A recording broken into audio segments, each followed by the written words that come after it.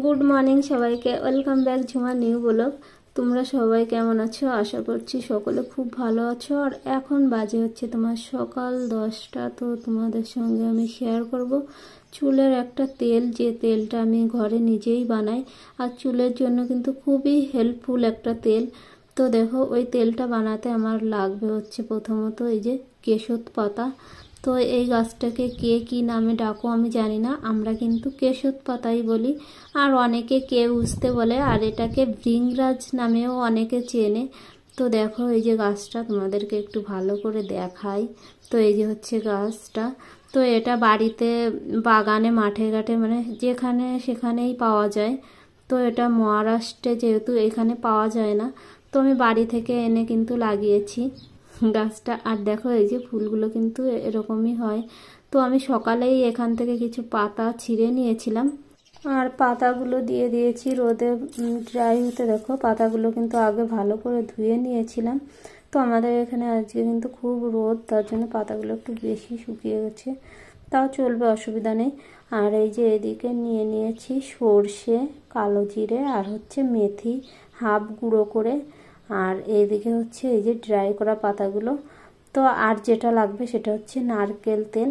তো আমি নিয়ে নিয়েছি প্যারাশুট নারকেলের তেল। এই যে, তো তেলের বাটলিগুলো কিন্তু খুবই ছোট, কারণ কি আমার ঘরে যে নারকেলের তেলটা ছিল ওই তেলটা হচ্ছে ইঁদুরে কেটে দিয়েছিল।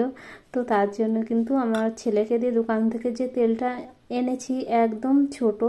তো 25 ml তেলটা ছিল, তো 25 ml 3টে বোতল আমি দিয়ে দিয়েছি, তেলের বোতল। তো যাই হোক, তেলটা গরম হওয়ার পরে এই যে ড্রাই হওয়া পাতাগুলো কিন্তু আমি দিয়ে দিয়েছি।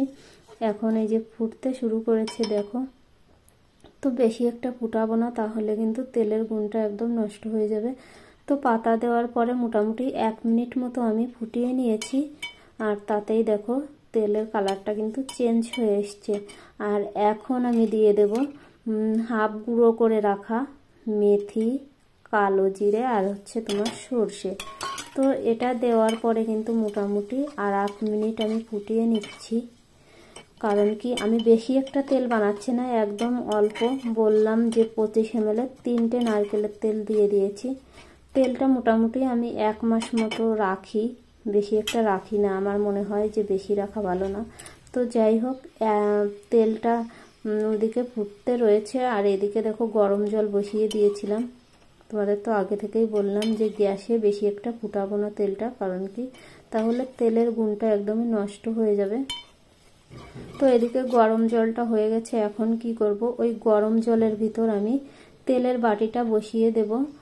তো গরম জলের ভিতর তেলের বাটিটা বসিয়ে আমি আর 5-7 মিনিট মতো ভালো করে ফুটিয়ে নেব। তো যাই হোক, তেলটা আমি 5 মিনিট গরম জলে ফুটিয়ে নিচ্ছি। আর যখন এটা ফুটানো হয়ে যাবে তখন কি করতে হবে, মানে জলটা যতক্ষণ গরম থাকবে ততক্ষণ গরম জলের ভিতর তেলের বাটিটা রেখে দিতে হবে। তো আমিও রেখে দিচ্ছি। আর এই তেলটা কিন্তু আমি সকালে 10টার দিকে করেছি। আর এইভাবে কিন্তু তেলটা রেখে দিতে হবে, এখনই কিন্তু ছেঁকা যাবে না। তো তারপরে দেখো এই যে এখন হচ্ছে রাত হয়ে গেছে। তো এই তেলটা রাখার জন্য কিন্তু অবশ্যই একটা কাচের জারে রাখবে, তাহলে তেলটা ভালো থাকবে। তো দেখো এই যে আমি একটা কাচের জার নিয়ে নিয়েছি। তো এই জারটার ভিতর তেলটা আমি ভালো করে ছেঁকে নিচ্ছি। আর তেলের কালারটা দেখো, জাস্ট ওয়াও, কতটা সুন্দর কালার এসছে। তো যাই হোক, কেশর পাতা কিন্তু খুবই উপকারী একটা পাতা।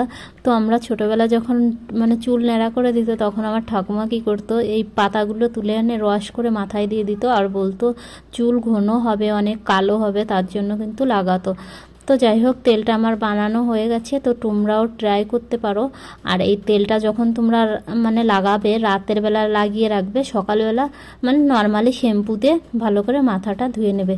আর একটা কথা, এই তেলটা ইউজ করার পরে কিন্তু আমার চুল পড়া একদম বন্ধ হয়ে গেছে। আর এই তেলটা আমি দ্বিতীয়বার ইউজ করছি। তোমরা হয়তো ভিডিওতে দেখেছো আমার মাথায় কিন্তু খুবই চুল কম, আর খুব চুল পড়তো আগে, তো সেই কারণেই চুল কম।